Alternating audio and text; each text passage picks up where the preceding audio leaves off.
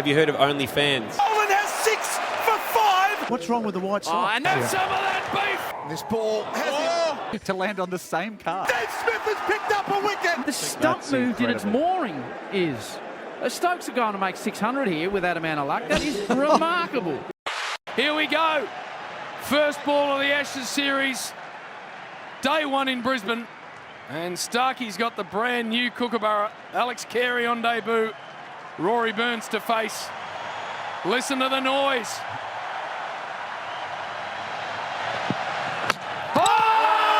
Smashed it to the stumps!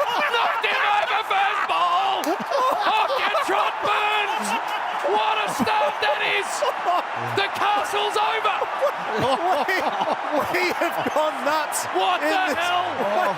It's bowled him around his front shoe. He's swung it from outside leg, and it was Yorker length, and it has clean bowled him, and the whole team and the whole Gabba have gone nuts. This one from Jay. You've heard of air conditioning, but have you heard of ONLYFANS? I don't think Tubbs has that. Should we just go with that being a play on words and move on? Roots. Big pad forward. Stay straight. Caught nicely by Carey behind the stumps. No run. And these people follow you, do they? Do you know what ONLYFANS is, Tubby? No. Well, you said you're recently on the gram. Oh, yes, they're right. Is that the next level up? Yeah, right. No, we're not going there. We're not going there. We're offering a multifaceted service at the cricket today. You've got cricket on in the background. You've got fan chats on all sorts of levels. Here's Nisa and pushing Milan onto the back foot. Punches it into the covers. No runs. So you've never heard of ONLYFANS, Tubbs? No. It's an online account. It's just a system. I think you're getting a lot of followers. Yes. Yes. So instead of people just following you, Tubbs, Right. they actually pay to follow you. Ah, right. Yes. Yes. But the kind yes. of content that's getting more paid for. Oh, right. Yes. More unfiltered type of fan. Yeah. Oh, right. Okay. Yes. Has become particularly popular. Right, hey. Yeah. But not to say you can't put your fishing pictures up there and see if people pay for it, but it works better if you're in your underwear. Right. What if I was in my underwear holding a nice Australian bass? Well, you'd want that nice Australian bass to be, covering something probably. Right, okay. So, I haven't seen an account like it. So you've got your market. At the moment, it's being flooded with the usual. 2 steps in the gully. Forward goes Root. Head down. Holds his position. Defensive. No run. It's the cod covering your cod. I'm just trying to think the sort of fish I'd need. I don't think I'd need a kingfish, put it that way. The Barmy Army Singer Stark comes in and bowls to Root. And this ball has him, and he's hit him right in the middle stump, if you like, but his own middle stump. He got hit this morning in the nets in the warm-up. I feel that. in a lot of pain. He's wearing his balls as earrings at the moment. That's what you can say about Joe Root. And he is down for the count like he's been knocked out by Mike Tyson. Now, Gussie, if any of the Australian players have got any compassion, they'll just run in and tap the top of his helmet to try and get his nads out of his throat and back down to where they belong. Wow. Oh, that has got to hurt. So for people that have just tuned in, he got hit this morning apparently with the dog slinger, not wearing a box in the nets, and that's the last thing that he would want there. And, the really funny thing about that, well, it's not a funny thing. It is funny because it's not us. Yeah, it's not us. It's the funniest thing of all time if it's not you, but if it's you, oh, gee whiz. Warner fends outside off stump. He's beaten 29 from 90 deliveries for David Warner. Very circumspect, Mervyn. Now, what we're going to do Yes, Merv. is keep Mark Taylor away from Davey Warner. Why's that? Because Mark Taylor had to talk to him about opening batting last night, and boring as bat crap, isn't it? Get on with it. It is Taylor-esque, isn't it? Oh, actually, if Taylor was batting now, he'd probably be 12 not out, not 29. Let's get fair dinkum. Not really a radio gag either, but No. if David Warner starts wearing Mark Taylor's sunglasses, we've got real problems. Real nasty eyewear being worn by Tubby. Wasn't it? Punched away through the vacant gully region for single, Australia 1 for 61. You're real sort of 1980s type set. Well, most service stations would have knocked them back. It's got to be said, for people that can have seen Terminator, the original Terminator, Yeah. it was sunglasses that he wore. Oh, gosh, that's generous to Mark. Yeah, I think that's generous to Taylor. Oh. I don't think Hasta La Vista Baby would have been that intimidating Oh, no, with no. those glasses on. Fergs, Hads has been talking about a slight technical deficiency with Alex Carey. I've noticed a technical deficiency which I'm loath to bring up with one of our fellow members. No. I'm not at the right level to do it because this man captained Australia. Right. Cummins, Crawley. I'm not a fashionable cat, Fergie, you are. But how would you feel if a man that made 334 against Pakistan rolled up Hads in a nice black pant and a nice black sneaker, but just peeking out between the black pant and the black sneaker Oh, don't tell me. is a white sock? Now, No! I know, Fergie. I know. No! It's just so wrong on so many levels. I'm not Howie. going to bring it up with him. No, this can't be right until I see physical evidence. Well, Tubby, tell me it's not so. Cummins to Crawley. He works it away, hits it sweetly. He's in good touch. It's another boundary, gets through Boland. So Crawley moves to 40, 1 for 50. The great former Australian captain is here. Now you can see it on your Zoom, Ferg. No, Tubby, no. what have you done this morning? What's wrong with the white Oh, sock? and this is even worse. He doesn't realise it's a bloody mistake. I'm going to get off there. I'm not dealing with this very well. Hads, I don't blame you. Well, at least I've got socks on. Well, you'd be better off not with the current trend. What's wrong with that? You got your black sneaker, your black pant, and your white Nike sock. The tennis socks, you know, like Mate, I'm they not usually seeing- change later this afternoon. I'm not seeing John Gee McEnroe whiz. or Novak Djokovic Boy, oh wearing boy. that. I say something to him, Ferg. I can't because I haven't played from a country, but you have. Tubby, do better. No good. Okay, right. Do So better. I've got to work on the socks for next test. Well, Thank Righto, you. I'm working on the socks. All right, I'll take that on board. You can always improve. Wow, getting into the swing of things. Here's one of Victoria's own. 3 slips, a gully. Hamid on strike. Plays it in! He's caught it!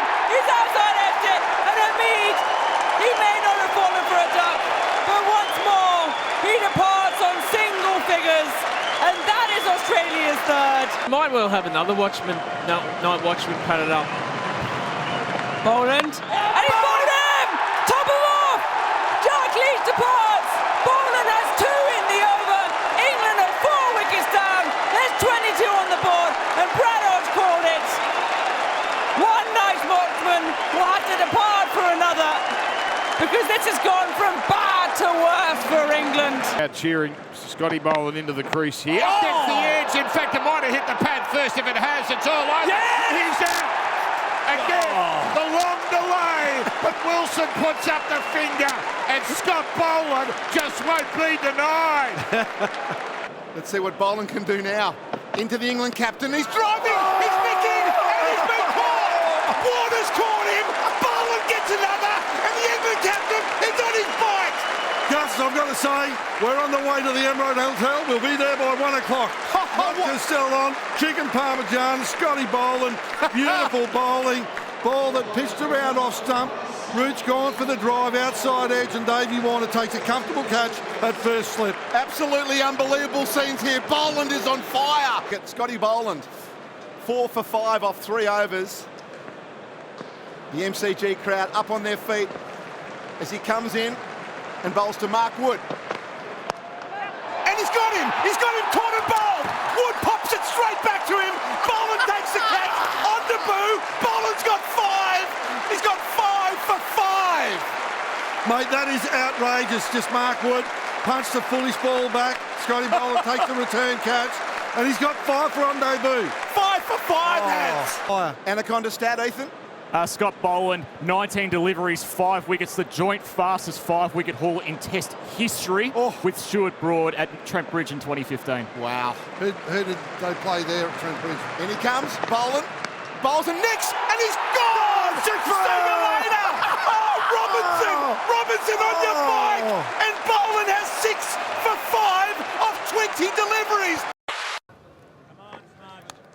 The draw is looming now, isn't it? So, gee whiz. 2.1 overs, 13 balls. Can Smithy do it? And the Roundwick end comes in and bowls, and oh, he's got him! He's got him! He's been given out. Steve Smith has picked up a wicket, caught in the slip corner, and Leach is gone, and Smuts gets the wicket, and with 12 deliveries to go, we've got one more wicket to go to go 4-0 up. I told you Steve Smith's got the golden arm. We didn't know when that Jaffa of a ball was going to come, whether it's going to be now or 6 months' time, but he's produced. Nathan Lyon now. Got Jimmy Anderson walking to the crease. I tell you what it was a beautiful catch by David Warner.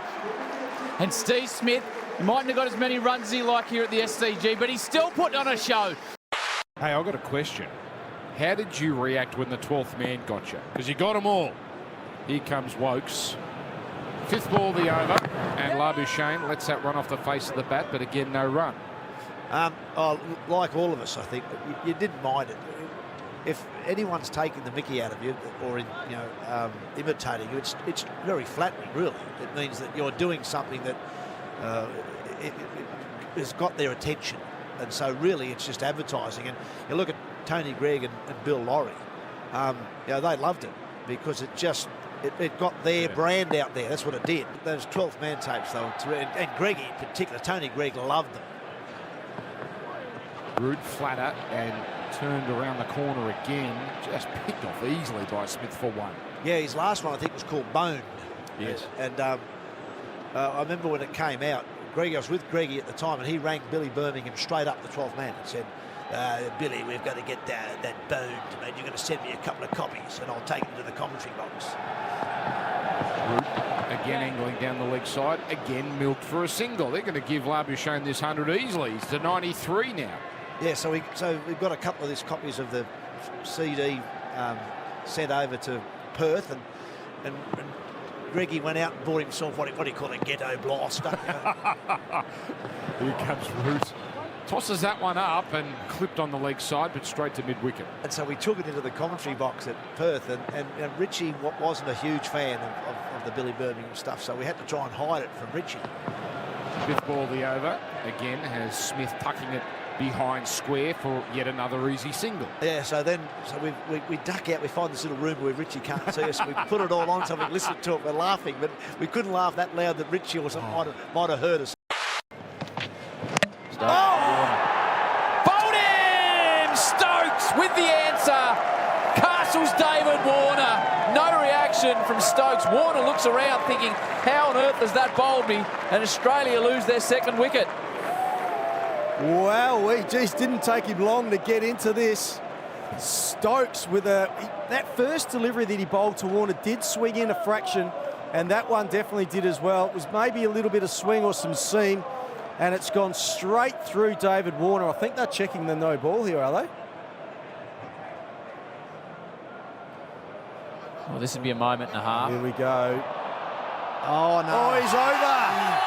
He's over. He's over by 2 centimetres. This has happened to Warner before when he was near 100. Oh, the Poms can't take a trick, Tubby. Warner was halfway back to the sheds. And the umpires said, Davey, have another crack, son. Oh, wow. Oh, wow. and I reckon Ben Stokes knew it, didn't he? There was like a muted celebration. He comes in now. 4 ball. Oh! Straight through Labuschagne. What a delivery by Stuart Broad, and what a moment. Labuschagne and Head were taking this away from England, and that has completely bamboozled Labuschagne, who has slipped over. He has fallen on his face, and he's seen his middle stump bent back. And Labuschagne, well, what has he done there, Tub? He's walked across his stumps again, and he's paid for it this time. Well, as I say, he's walked across his stumps. He's got a bit of an in-swinger, but it hasn't done much. And then I think Labuschagne was obviously trying to work it on the leg side, but then he's lost his footing. His front foot's gone right across, outside off, lost any footing, fallen on the ground, and the ball has hit middle stump around his pads. So he's been bowled round his legs, middle stump. And in the end, we'll have to go for 44, and Australia are 4 for 83. I've got a question for you, JB, which might cover some time. If you go to a grade cricket, a club cricket ground, and park your car alongside it during a match, is it that at your own risk? What, you're worried about the ball being hit by a 6? Is that what your issue is? I think I know where Endo's going with this, and I won't lead the witness. But yeah, this is a question that's dear to our heart. And you might know more about like a club level cricket. Or Is it park at your own risk? Yes. Within what diameter of the ground? Within what radius of the ground? Like a 20-metre band of the ground? I'd say all adjoining streets, because actually, Endo, the one we're talking about was a street. It was a street next to. It was a street next. Definitely in the car park. If you park in the car park next to the cricket club and there's a game on, 100% at your own risk. JB, That's it. It cost Hamish and I several $1,000s. Because we... You're not going to believe... This sounds like such a made-up story, but it's phenomenal. I mentioned earlier in the tests that Hamish is our opening batsman and wicketkeeper for my team, the Mancads, which takes on my brother's mates. My brother's mates, the Beamers. And it's the Beamers versus the Mancads, 3 matches a year every year. Yep. That's all our old bodies can handle. We dress like it's a test and we prepare like it's a test, but it is 2020. It's a 2020. It's basically under 12s rules. Full whites. We're in the baggy blue. They're in the baggy red. Do we have 9 ball and over maximums? No. Full. Okay, so it's not full under 12 rules.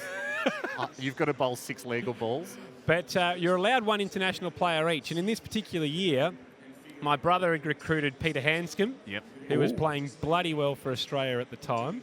Yep. For the domestic player of the year. For the Beamers. And we had Bob Quiney. Yes. Who was also going well with the bat for Victoria as a Mancad. Now, Bob came out to bat, and we did need fast runs. And he's hooked a ball for 6, and it's landed on a bloke's car. Really, great shot. It's cleared the ground, cleared the oval, into the street next to the oval, landed on the roof. Big, audible donk. And this guy's come out and he's complained. He's come across to me and I'm scoring. I'm taking the scoring job very seriously. So you don't talk to me during and over the scoring, as I'm in the old form of the scorebook. I'm doing the dots and the dashes and working down through.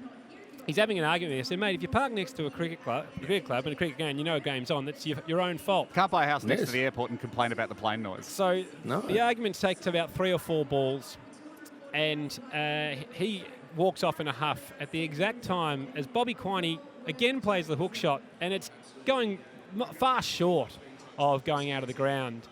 And this particular ground, the fence was just a singular metal pipe. You know these park, they just get one steel rail going around the whole of the park? Yep. The ball lands exactly on the bar. Pops up in the air and then travels another 20 metres to land on the same car. As the guy is about to get back in, and he blew his top and threatened to sue us, and Haim and I fixed up the bill. Would you say you're in the box seat? Oh, yes. Well, Good question. I think the bowlers are a little bit rattled at the moment. They seem to be the bowlers you'd expect to be cool, calm and collective, but they've been attacked a bit, which it puts any bowler off. That's not an answer to the question, though, is it? Yeah, you in the box seat, Syrian? I'm very comfortable sat next to Merv, thanks. You won't say it. To Crawley. Edge taken by Gary. Green's got 3. Have some of that beef. He's gone. He slammed the headphones down. 3 for 83. Unbelievable scenes.